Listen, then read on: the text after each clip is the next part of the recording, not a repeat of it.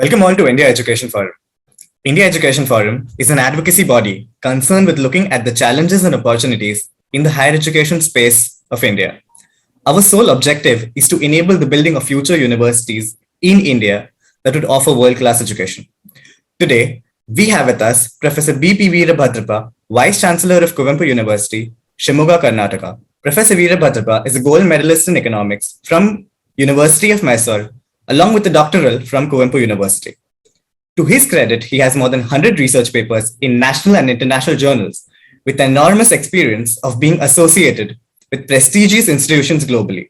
Professor Veerabhadrappa is a stalwart in the field of economics and has contributed immensely with his inputs on various national and international level forums. We're extremely honored to have you on the dais of India Education Forum, sir. Taking us through this conversation, we have with us Jaideep Kewalramani, COO of TeamLease EdTech Limited. He also heads the employability business for them. TeamLease EdTech is a leading learning solutions company which helps universities launch, run, and manage their online programs. Along with helping these institutes improve their employability, it has tie-ups with more than 50 of India's largest universities and over 5 lakh students across the country using its platform. It's a pleasure to have you with us, Jaideep. Thank you, Yash. I now hand over to Jaideep, who will be taking it from here. Right. Yash, thank you. And sir, a very good afternoon. Thank you for joining us today. The higher education space has become a very vibrant space. I'd like to discuss a few points with you, more around quality, but we'll also discuss aspects of how India compares with global universities, gather your inputs on policy, and also discuss the latest trend of online education. Let's start with quality first. I mean, it's obviously a very, very debated term. What, according to you, defines quality education? And a corollary question to that is, do you think the implementation of NEP will help us move from quantitative education to qualitative education? Thank you. Thank you very much. I'm extremely happy and I'm extremely delighted to have this online conference. And I'm equally happy to answer some of the questions. Now, what the new educational policy or the national educational policy talks mainly upon creativity, innovation, and personality development, purely in the context of finding as to how it would be able to promote educational standards.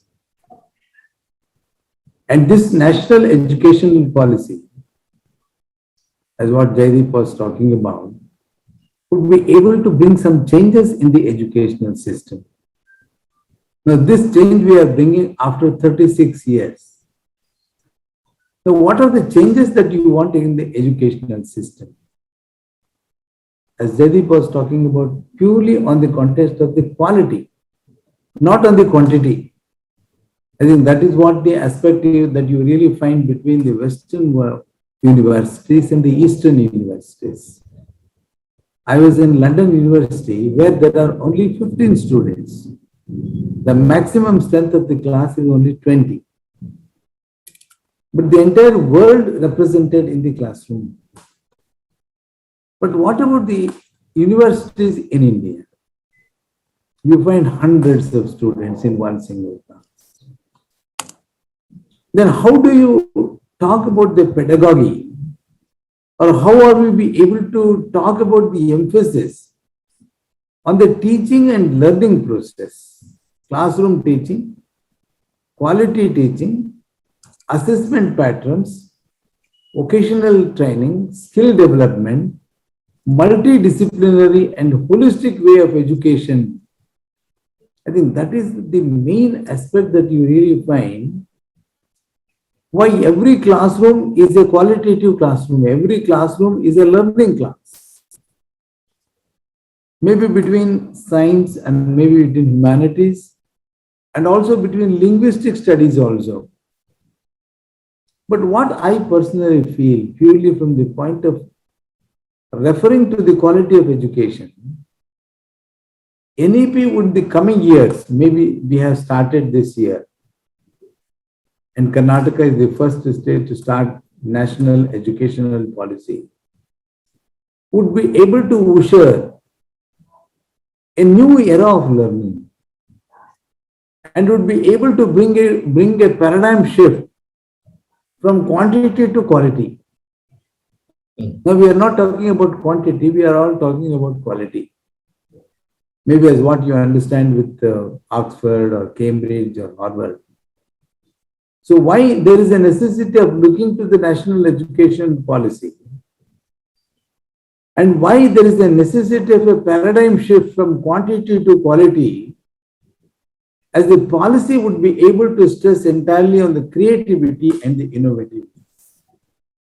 I think that is what management guru Shivkera talks about. As to why is it that you have to be something different? You don't copy everybody, but you have to be something different. Now, the learning process should be different. The teaching process should also be different. The research process should also be different. I think in that context, the new national educational policy would be able to tap the potential aspects of the educational standards. Now, this was not understood for the last 36 years. Now we are able to understand and we are able to remember that these are the days or these are the years where we will be able to have a new era, where we will be able to have choice-based techniques or choice-based courses or choice-based issues on which students would be able to have his or her own exposure for his or her own academic career and professional career. Absolutely. Thank you so much. I mean, what better than this coming from the stables of Kuvempu University, which actually is named after the great poet, novelist Kuvempu himself. Yeah. And as a man of literature, creativity is must. Let's move on the discussion to how do we promote a culture of quality within institutions of higher education. And culture is something which is an intangible. It has to be instituted each day, each month, each year till it becomes so strong. And that is reflected in everything that the university does. So, sir, according to you, what are the key elements of a culture that promotes quality? It's a very important question. Maybe we feel that Indian culture, Indian civilization do have more than 5,000 years of history. Some people say that it is more than 10,000 years history. But how do we be able to promote the culture of quality within the institutions of higher education? Maybe exposure to the newer study areas, or maybe of understanding the different cultural aspects, the attitudinal aspects, the religious aspects, the ethical aspects, the moral aspects, and the social aspects. How are we be able to create that culture of educational institution? It is very much directly related to the organizational structure and the management skills also. The why this quality of culture in higher education is commitment towards a value system. I think that is what we really talk about. Maybe educational values or moral values or social values or cultural values. It is a festival. Every class we celebrate with lots of cultural values, with lots of ethical values, with lots of moral values. I remember when we were young, there used to be moral classes, there used to be ethics classes. I think Right. Jaideep would also agree with me that we used to Yes. enjoy the moral classes. We used to enjoy ethics classes. We used to enjoy the cultural classes.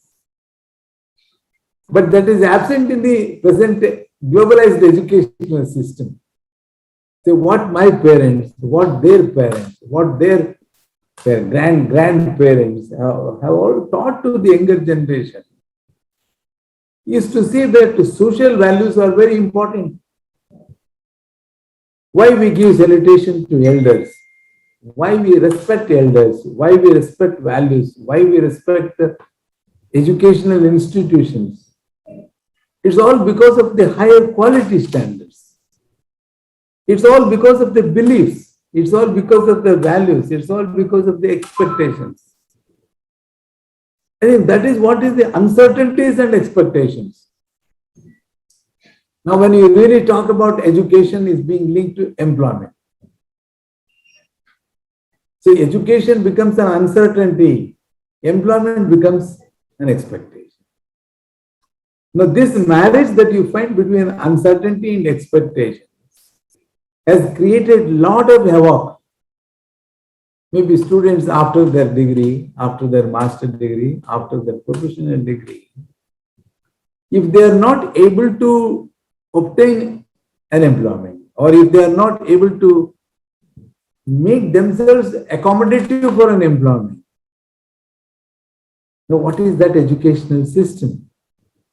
Maybe if I talk about the intrinsic value of the educational system, as what many Westerners are practicing, maybe in the context of artificial intelligence, or in the context of machine learning, or in the context of robotics, cyber study, or maybe data analysis, or maybe data informatics also. Now, these are some of the changes that we have seen. Maybe if you go back to the earlier generation, or if you think of the earlier generation. Now, what are the generational gaps that we are able to find? How do you really find that this generation do enjoy the globalized values? Maybe when you really find a robot serving you in a hotel, you can just imagine that replacement from human beings to robots. Can it be possible? Or as to what are the guidelines that we have given to robots, they will just follow them as what you understand with a computer. Maybe software technology and the hardware technology. The software would just agree, or hardware would give just commands. And this is where you really find that these institutions, when they go for accreditation, I think NAC rules are very important. As to why NAC 7 criteria, I think Jaideep would agree with me that when we have 7 criteria, when NAC institutions, maybe undergraduate colleges, postgraduate departments, and universities also. When they go for these 7 criteria, people can understand how NAC assessment is very, very difficult.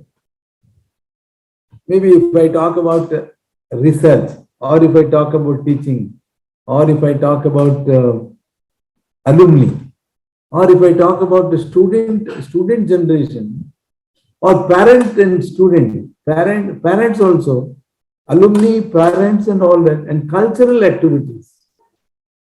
So it is, I think, something like higher education is something like an umbrella of all these aspects taken together, and that is where still we find that there are still lacuna. There are still some dropouts are there. So NAC accreditation or NAC criteria cannot be fulfilled, and you are able to find that this NAC accreditation may not be able to find that is possible also. I think in that context, what is the quality and what is the quantity? How do Indian universities, maybe government universities, private universities, deemed universities, and Western universities also, if you are able to find government universities, state universities, private universities, those of you who have traveled in abroad, you cannot find the difference between government universities and private universities. Maybe if you go to Stanford or if you go to Pennsylvania, the value that you really look to the research standards. Maybe if I go to Madurai Kamaraj University, or if I go to Bombay School of Economics, or if I go to Saurashtra University in India, maybe if you go to Trivandrum, Kerala University, or Agriculture University, or Medical University, Engineering University, all. Once you are able to bring all these disciplines in one umbrella. So that is why national education policy talks about interdisciplinary, intradisciplinary, and multidisciplinary. Right. Thank you so much. Obviously, quality is an ongoing exercise. It's not that you do it once and then you stop. Culture is very important. Your views on how does a higher education institution focus on an ongoing quest for excellence? Now, the most important responsibility on the universities, because of globalization, because of the 21st century analysis, we have to be competitive. We have to be more vibrant also. Maybe last 2 years we had Corona, and we were somehow sick also, somehow unconscious also, with regard to academic excellence.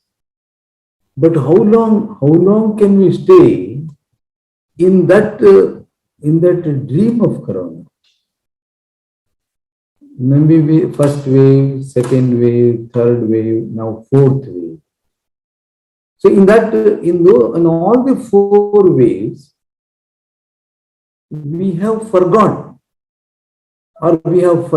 the academic interests of the students at large. Maybe online learning, maybe online conference, or maybe video conferences. Many times it so happens that internet is not available, Wi-Fi is not available, or even if it is available, the picture may not be clear, or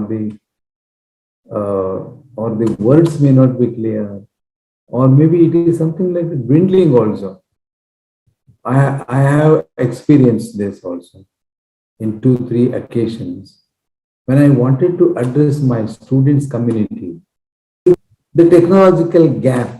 Maybe if you go on a hilltop, or if you find that it's a forest, or if you find that it is something like rural-based economy, rural-based society also. I think in that context also, we have to look for introspection. And we have to understand the continuous progress towards the academic excellence. Maybe I do not comment, or I keep my reservation, particularly for those 2 years. The universities were lagging behind in tapping the greater needs of the younger minds, in tapping the greater needs of the younger minds of this country. GDP was almost 0. I think that is the great thing, that you find how educational standards or how quality standards would make people to become perfect also, or how these educational standards or how these educational values make the people to become economically vibrant also, socially vibrant, politically vibrant. And excellence is always a process. It is not a one-time process, it is a continuous process. So I talk about data learning today. I talk about data analysis today. I talk about visual learning, or maybe I talk about machine learning. Maybe if I go back to the robotics, or maybe of most mechanical learning, it so happens that all these processes would take us to social welfare, take us to economic welfare, political welfare, religious welfare, community welfare, individual welfare. I can understand this academic excellence or the institutions reflecting the best practices. So what are the best practices that you can understand in NAC? Or how do you really promote the students' interests? Maybe a good laboratory, a good library, a good playground, a good sports facility also. And most important, good teaching community. So that's very important. I remember my teachers used to teach us with so much of commitment, with so much of dedication. They used to beat us also. I'm talking of younger days. They used to beat us. Only point of them was to see that students learn. Not de-learn. I think in that context, it's a continuous process, and continuity in the process of learning. Maybe we reach the highest ladder. Many times it so happens that we discontinue education. So that is why distance education has come. Maybe offline and also online also. See, what is the intention of the government till the last breath of the human being?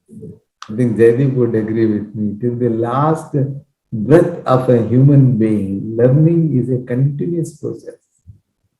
You should not say that I'll stop learning, or I'll stop teaching, or I'll stop doing research.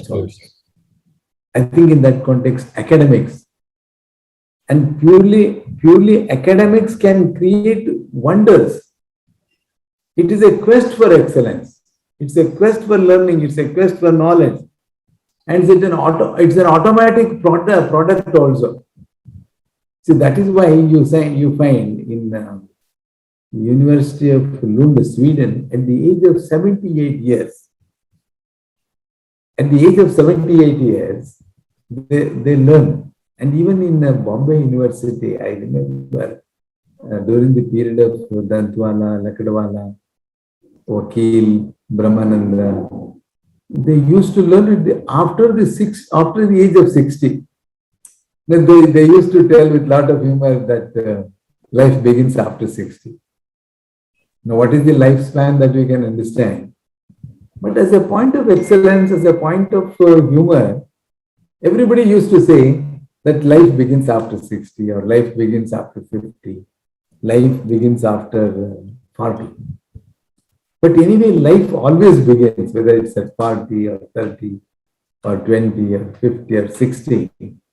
Now, that is a quest for excellence. That is an automatic product that everybody should have, and everybody should enjoy also. The quest for excellence, everybody should enjoy. Maybe we read a newspaper. Every time you open the newspaper, what you see in newspaper, it is not the routine news. You want to see what is special in newspapers also. You want to study one research article as to what is the special thing that you find in that research article. Or when you find some press media, and you just start thinking as to why these press people are talking about this. Why is it that the media, or the social media, and all these aspects concentrate on the academic excellence? You are right.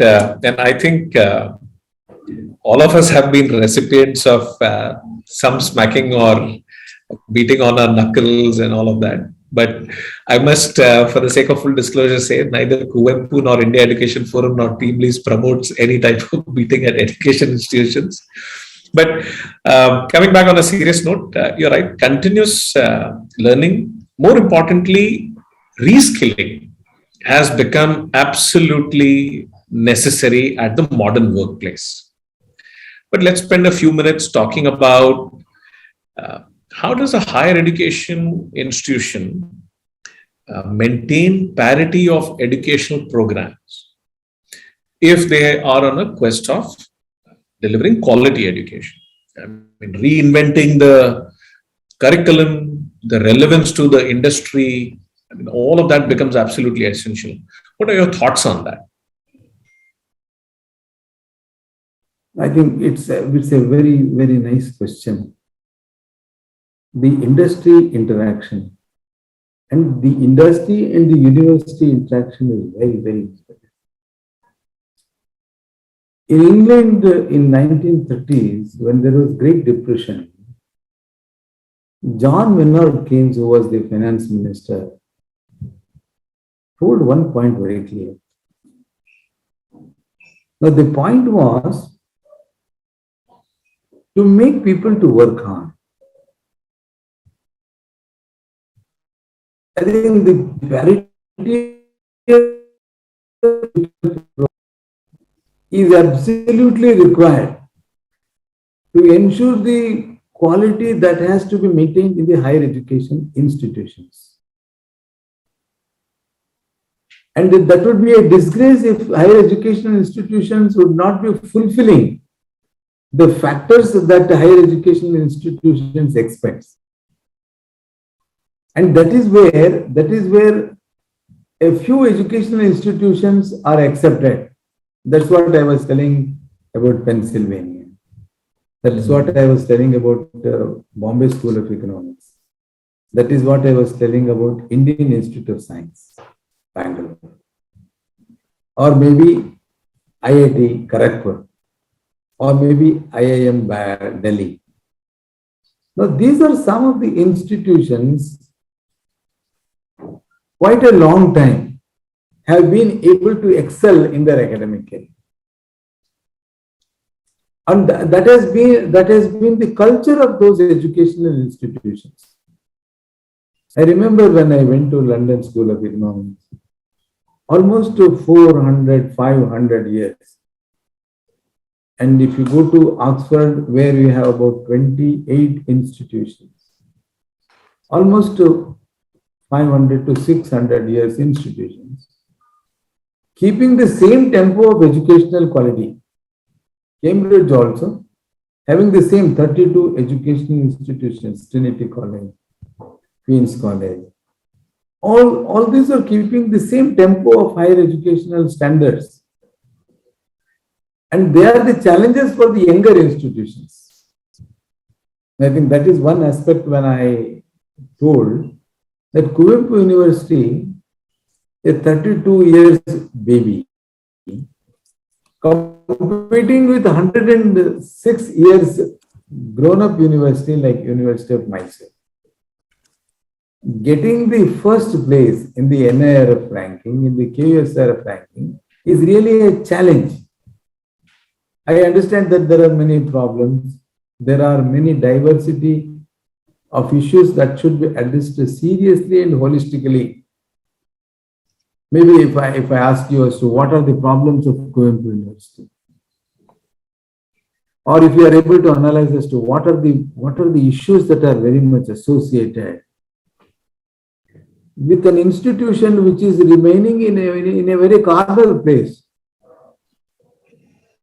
I remember one Professor Govind Rao was talking about one of the universities in Orissa, the most backward district of Orissa. There also students with IAS, with IPS and IFS are coming up. Now that is because of the institutional and also situational. maybe Jaideep may not agree that only IAS may not be criteria, or PhD may not be criteria, or postdoctoral may not be criteria. But when you really talk about the parity of the educational programs and the diversity of the issues that you really find. When I went to Chhattisgarh at Pandit Ravi Shankar University, I could understand that there are greater initiation that have been taken by some of the institutions in Ravi Shankar. Now, I think that is where you really find not all universities are equal. You cannot bring all the 1,000 universities of India on the same footing. Maybe central universities, or maybe state universities, or maybe deemed universities, or maybe private universities. So each university is unique in their own special features. Maybe if you ask me, Kuvempu University, it is a rural university. It is most intelligent university.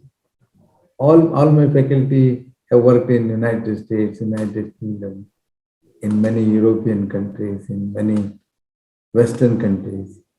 And that has been the big aspect that when you really talk about the parity of educational.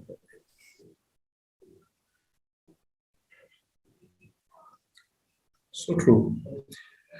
You also spoke about the role of teachers in delivering quality education. And I mean, clearly their passion and knowledge plays a huge role in that. Yeah. But we are also facing another challenge, the access and the availability to quality faculty. How do you think we can solve this problem?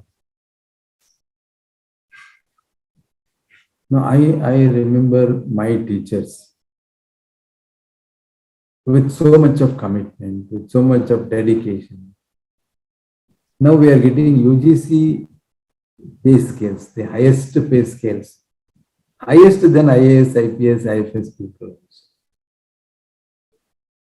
But don't be under the impression that pay scales are the incentive. Now, what is more incentive for higher education, for the best faculty, is to give the best training also, is to give the best refreshment, best refresher courses, training courses for them. Now, that's one thing where you really understand where is the intelligence or where is the teaching intelligence. Why some teachers become good teachers, why some teachers become bad teachers. So you cannot make a differentiation between good teachers and also bad teachers also. Sometimes the bad teachers are also good also, in one respect or the other even. And we like bad teachers sometimes because they don't give more exercises, they don't give more assignments, seminars, test papers and all that. So that is the mentality of the student community to see that they like some teachers, they don't like teachers sometimes. But as Vice Chancellor, I do not endorse this issue. Most important thing that you have to see in the higher education is dedication, is commitment, is preparing for the students. Maybe when I was a beginner, I never used to sleep also. I used to sleep only after the class. No, what was my commitment? I had a fear that some of the students may ask some questions, and those questions may be unanswered by me only. But that was a great fear and that was a great ethics for a teacher. So students are more intelligent than teachers. That's what I have seen in my 40 years of teaching experience. Students are more intelligent than teachers, and students may raise very naughty questions also. And the teachers should give the naughty answers also. So what are the aspects that you really find from the quality faculty? as to how is it that we may be able to bring the qualified teachers. Is it from the academic staff college? Or is it by the refresher courses? Is it by the orientation courses? Or is it by the higher education institutions, maybe the principal in the college? Or maybe the vice chancellor in the university? If the principal is very disciplined, staff members are also very disciplined. If the vice chancellor is disciplined, all the departments are disciplined also. So we always imitate elders, we always imitate seniors. And that way, from the point of the teaching faculty, teaching aspect also. I remember one of my teachers who used to go deeper into the hearts of the students also. So he was expressing so much of happiness. I remember my English teacher used to teach me Julius Caesar. Right. Julius Caesar. And you can just understand, Julius Caesar believed Brutus so much. I think that is the great value of the friendship. That is what you can understand between Basava and Bijala in the 12th century. I think Jaideep may know it or may not know it. In the 12th century, Vachana Sahitya, in the kingdom of Bijala, in the 12th century in Basava Kalyan, Basava and Bijala were very close friends. But because of the people's initiation, because people gave very bad things about Basava, he disbelieved him and he started raising protest against him. That is what actually happens when Brutus, my teacher teaching Julius Caesar, Tempest, and E.T.S. Eliot also, they used to weep in the classroom. I remember my philosophy teacher used to teach Bhagavad Gita. Virtually, we were seeing Arjuna and Krishna. So true. Thanks for recalling all your stories about your interactions with the teachers and how they were. Yeah. Please. But I didn't mean to interrupt. That was so nice. Yeah. That's what Krishna tells Arjuna. Kill the people who are in front of us. But Arjuna tells, no, they are all my teachers. How can I kill? Then Krishna tells, no, you are not killing your teachers, you are killing adharma. I remember one mathematics teacher, my mathematics teacher, she taught me some mathematics. It is not only algebra, arithmetic and geometry. Even after 40 years, I still remember that teaching. See, that is the glimpse of teaching, that is the quality teaching, that is the quality faculty. Absolutely right. I mean, some teachers leave a lifetime worth of impression on you. Yeah. Okay, so, I mean, we touched upon a lot of aspects of quality, right from the elements, the culture, how the faculty plays a role, what is the effort that the university needs to put in. Let's change subjects a little bit. Learning outcome has a direct correlation in terms of how the person is employable, what kind of opportunities do they attract in the industry once they graduate. In that context, we keep hearing or also experience. I mean, you've had a global experience yourself. Some of us have had the opportunity to get that. From a global perspective, how would you compare Indian education with some of the other renowned world universities? In brief, if you could kind of explain what distinguishes us, or what kind of what are the gaps that we need to address, or the areas that we are ahead of these international universities. It'll be kind of good to get your perspective. Maybe comparing Western universities, Eastern universities, comparing Western educational system, Eastern system, or comparing our own educational institutions in India. Maybe that's what I was talking about. Bombay University, Calcutta University, Delhi University, Indian Institute of Science, IIT, Kharagpur. I think maybe comparing the institutions of the older years, maybe universities of 100 years, universities of 200 years, 300 years, 400, 500, 600 years. I think many times I used to talk about Nalanda, Takshashila, Vikramashila. So I think that is one aspect where history tells that there were more than 10 lakh students on the campus of Nalanda, Takshashila, Vikramashila. And that was an international university also. And more than 10,000 teachers were there on the campuses. Now, where we are going ahead? Or how do we be able to find that these higher educational institutions at the international level, or maybe at the national level also, would be able to tap the needs of the students? Ultimately, what is more important for us, it is not just name. You don't expect universities that should be only after name. Universities should be able to give life for the younger minds also. Now, what are the issues before us purely from the point of understanding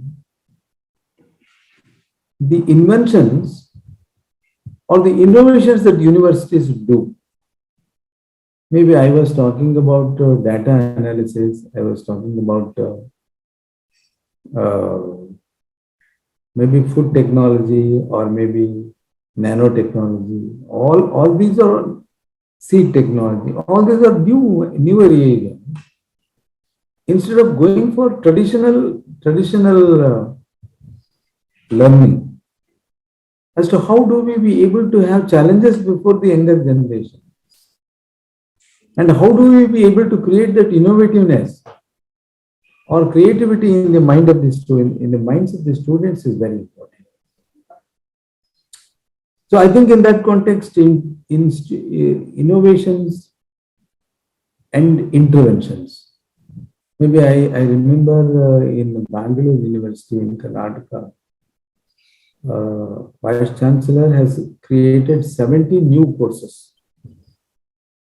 Now, that is what I am telling every time, that the universities are not buildings. Universities are not auditoriums. Universities are not infrastructure. Universities are intellectual brainstorming exercises. So that is what universities will have to do. Maybe we have to invite scholars, we have to invite the scientists, we have to invite ambassadors, we have to invite Nobel scholars, and expose the student community for the future generation.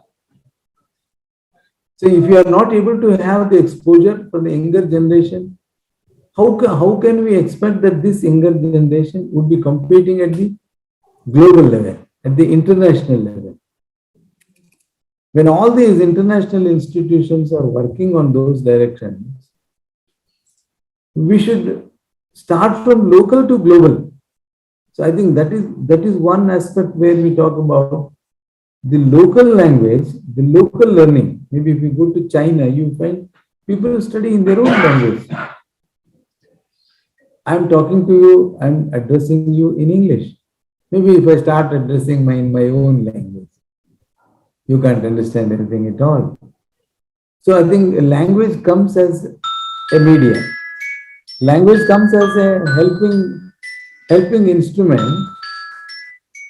Language comes as a helping instrument to find as to how this language would be able to help us to make countries to become together, countries to come together also. When I went for many international conferences, I could understand that they are not able to speak English. So they need translators. So after their presentation, translators used to translate it into English. Whether they translate it correctly or incorrectly, we do not know.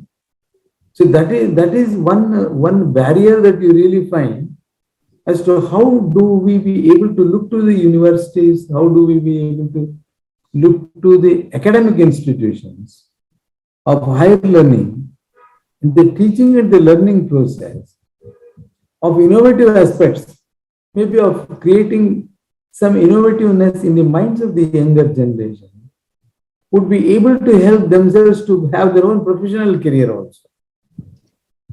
If you are not able to create professional career in them, if you are able to go only for traditional knowledge, and if they are not able to make themselves accommodative in the employment market, it so happens that universities would not be serving the purpose that is what higher education institution is expecting.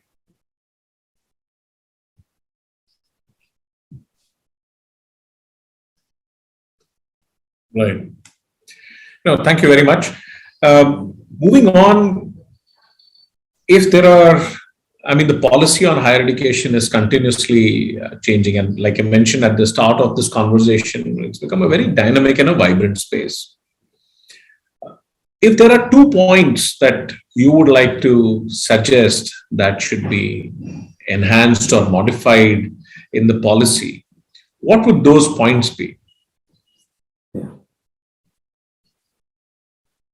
Policy making is very, very important.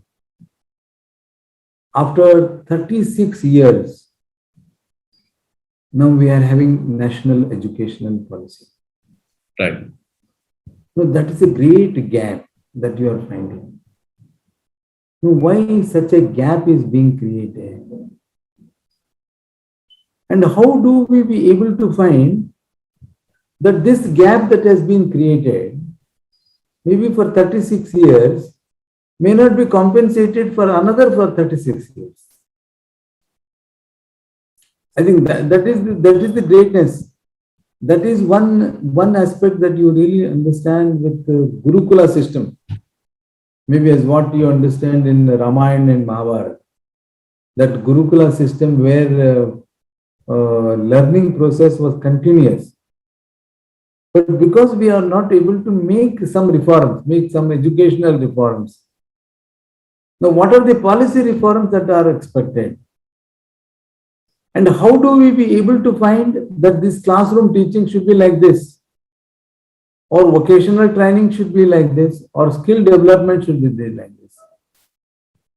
Or the disciplinary approaches that you really find when a person from chemistry wants to study anthropology, or a person from medicine wants to study psychology, or a person from sociology wants to study music. I think that is one aspect where you really find that everybody wants to have his or her own interest from the point of the social sciences, or from the point of the humanities, or from the point of the languages. So I think in that context, policy making is very, very important. Now, what policy making, or how do the role of the government? Many times in many platforms, I used to say that you should become the government. So you cannot expect government to come to your rescue, come to your needs. So that is what I have seen in many Western universities. They become the government. They are the policy makers. They want to see as to what is required for them and how much requirement is to be there. Now, the role of parents is also very important. The role of the students is also very important. So in traditional universities, it so happens that parents want their children to become doctors, engineers. Every time you ask any parent what your son should be or what your daughter should be, parents always say, my son should become a doctor, my son should become an engineer, or my daughter should become a doctor, or my daughter should become an engineer. Nobody tells that my son should become a farmer, a progressive farmer. A country with more than 70% of the population depending on agriculture, nobody wants to become a progressive farmer. And I tell you that farming has its own high opportunities. Recently, one vice chancellor of a central university in Anantapur, he was mentioning some of the aspects. Though he is a vice chancellor, he works in the field even today also. Maybe commercial crops, or maybe food crops, or maybe traditional crops, whatever the crops that you can grow. But why people don't want to become a farmer? Because there is a saying that farmer lives in debt, farmer born in debt, lives in debt, and dies in debt. I think that is a great curse on the farming community. Everybody wants to become an entrepreneur. Everybody wants to become an industrialist, because he or she can become millionaire or billionaire immediately, as what you can understand with the Gautam Adani, whose per capita income per day is 2,000 crores. When he came to Mumbai with only 100 rupee note from Gujarat, you can just imagine that Gautam Adani became one of the richest men of the world. So India has produced both rich people as well as poor people also. So that is a paradox that you really understand with the policy making. Why is it that we are not able to create a society of equal opportunities? A society of equality, society of equity, society of oneness, society of well-being. Why there is a dichotomy of the richness and the poverty? It's all because that we have accepted this policy making. If you ask the one Nicholas Calder, a German thinker, always talks about why poor people want to be poorer, because compensation is guaranteed. Because government gives compensation for them. Once government gives compensation, then they don't want to become rich because of the compensation. I think in that context, government has a very major role to play. If government doesn't play a major role, as what you understand with Afghanistan, or what you understand with many South European countries also, people should become government. So that is the challenge for citizens of the country. That is the challenge for the people at large. Right. I mean, that's clearly a subject for a larger discussion, but we have 2 minutes before we have to let you go. And there is one particular point where I look forward to your inputs. I mean, online education is becoming center stage. Yeah. Your quick inputs on that, and then we can call it a wrap. Thank you. Now, offline and online education, last 2 years, almost 2.5 years, we're all on the online education system. And reaching to online education is also very important. As what we understand with offline education, online education is also very, very important, because those who are not able to learn in the offline system, they can learn in the online system. And that's what UC has been very strong enough to give all the directions to all the educational institutions to have online education system, so that those who are being denied of the opportunities of the offline system, they can go for the online system.